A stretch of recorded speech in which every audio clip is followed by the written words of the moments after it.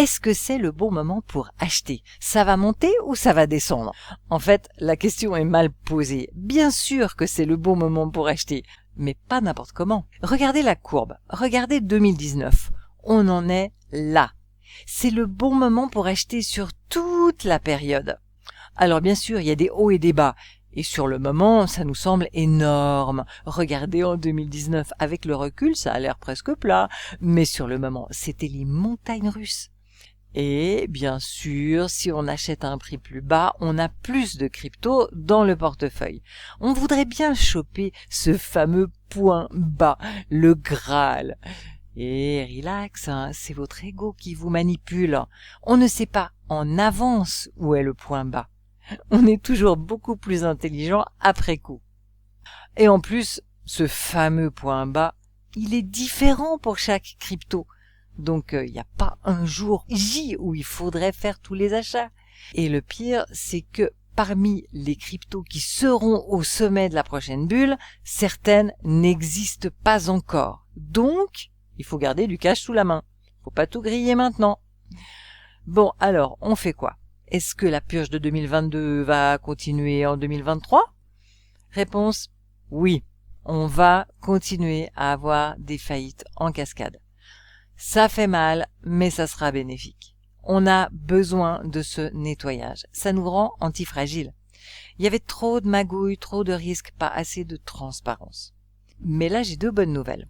La première, c'est que le pire est déjà derrière nous. Vous le savez, c'est mathématique.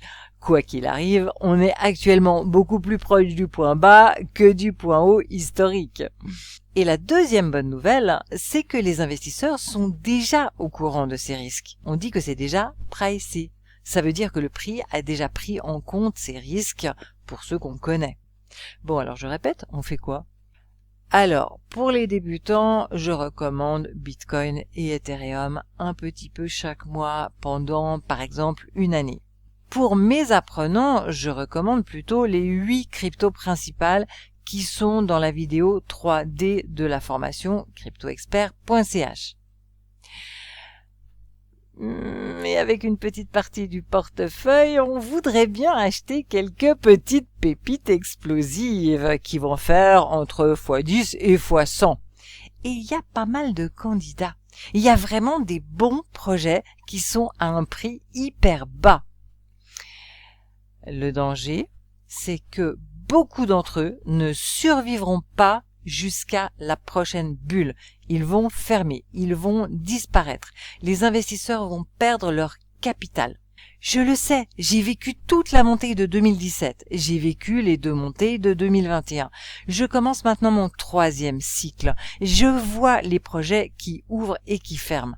Je vous le garantis, il y en a plein qui vont disparaître. Mais ils vont pas nous le dire qu'ils sont en danger. Au contraire, ils disent que tout va très bien, parce qu'ils veulent lever des fonds. Bon, alors je répète, on fait quoi? On les veut quand même, nos pépites. Et là, il faut pas seulement être capable d'estimer le potentiel de succès d'un projet.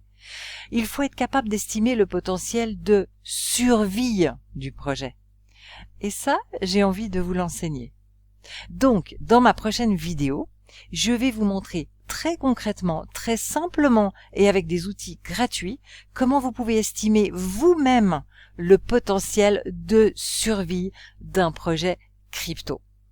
Celle-là, faudra pas la manquer. Alors, abonnez-vous!